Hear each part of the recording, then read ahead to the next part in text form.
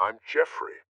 The universe is hearing you from within and sending you the message you require right now. We're here to make it simple for you. Allow us to take you there. We are about to enter a happy place. Let's get started. Intention is, you may say, I want a healing. I want a new job. I want a new relationship. Now, the moment you ask the question, the what if question, what would it be like to be in love? What would it be like to have a new job? What would it be like to be in a new relationship, to do whatever, to be healed? The moment you ask that question, the part of your brain called the frontal lobe, which is the crowning achievement of the human being, 40% of your brain is the frontal lobe. It's the workshop. It's the creative center. Frontal lobe has connections to all other parts of your brain. The moment you ask an open-ended question, you speculate a possibility.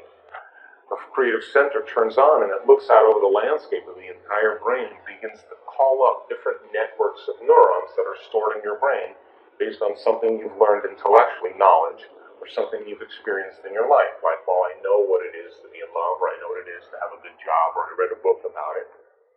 And it begins to call up these different networks of neurons, and then it seamlessly pieces them together to create a new idea, a new vision. And when you put all those networks together and they fire in tandem, you'll get a clear picture in your mind. And that clear picture is called intention. Now, the more you have conditions, or the more you have specifics about that job, like, for example, I want to make this amount of money more a year, I want to have health benefits, I want to have 3 weeks vacation, I want to travel, I want to work with great and unlimited creative people. That all is the elements that help to add to that vision.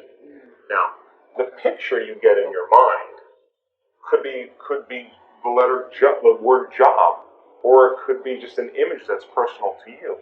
But the image then represents all of those conditions. So you can have several conditions that make up your intention. But the intention typically is a symbol. Like, you may see a retreat center that you may want to start and you have a picture of it. But once you see that picture, the next thing that happens, you start to live that dream.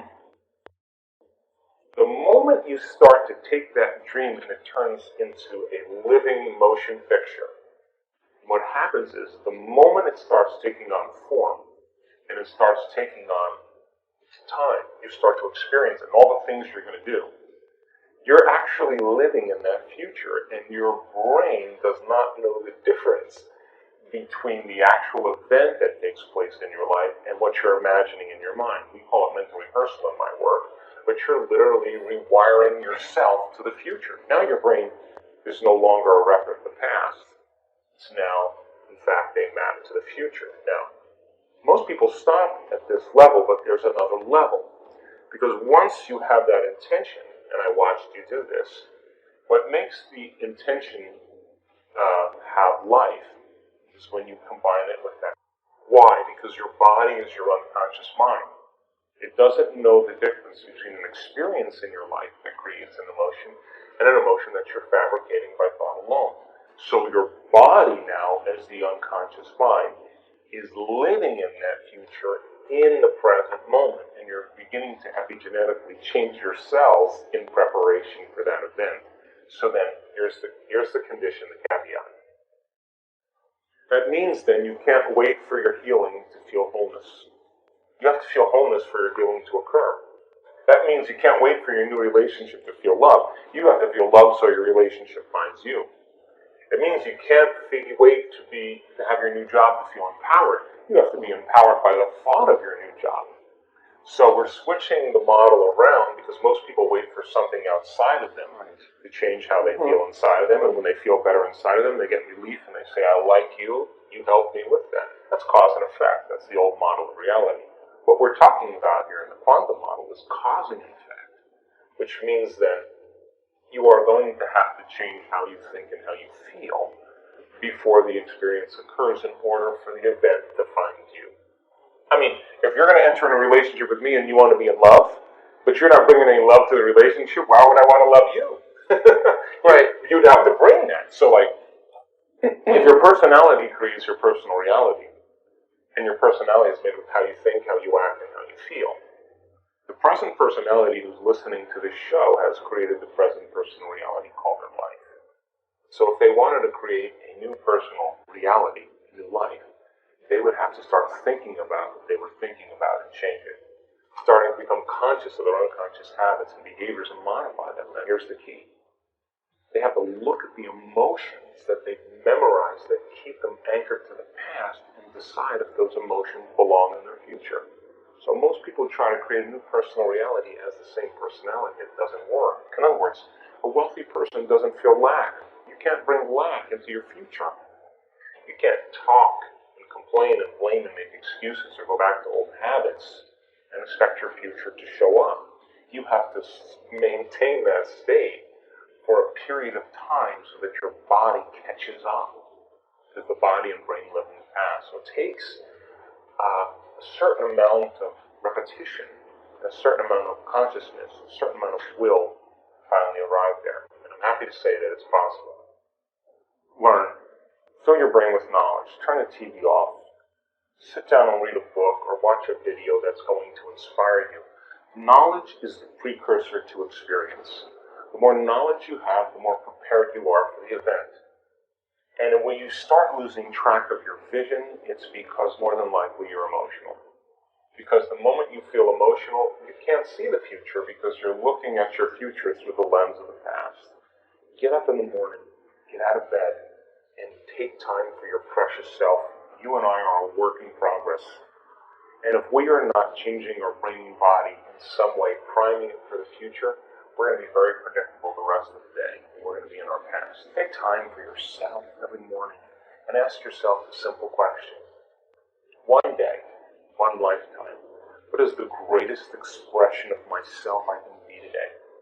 How would a great person think? How would they act? How would they feel? Can I teach my body emotionally how that future person is going to feel now? And make a deal with yourself that you're not going to get up from your meditation until you feel differently. If you do, get up and maintain that modified state of mind and body your entire day, independent of any person, anything, or experience in your life, independent of any emotional addiction or habit in your body, and independent of time. And if you can, get ready, because something unusual is going to happen in your life. That's the law.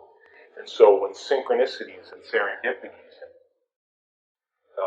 coincidences begin to happen in your life, unexpected events like balloons showing up in windows to remind you that the divine is present, that's an indicator that you are literally now in a dance in this world between your free will consciousness and this consciousness that's controlling all of this.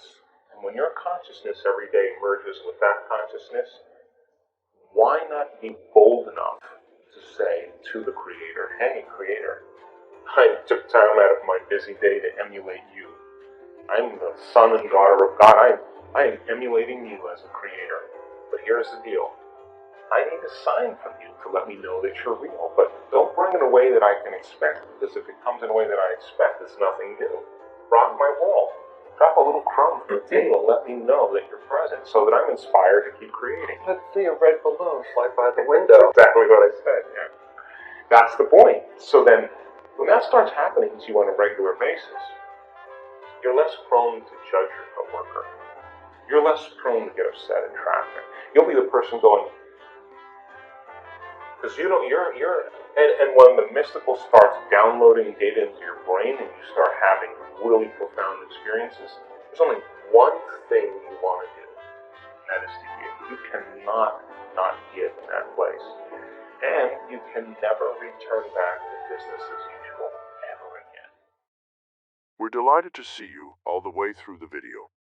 If you enjoyed this video, please share it with your friends and let us know in the comments.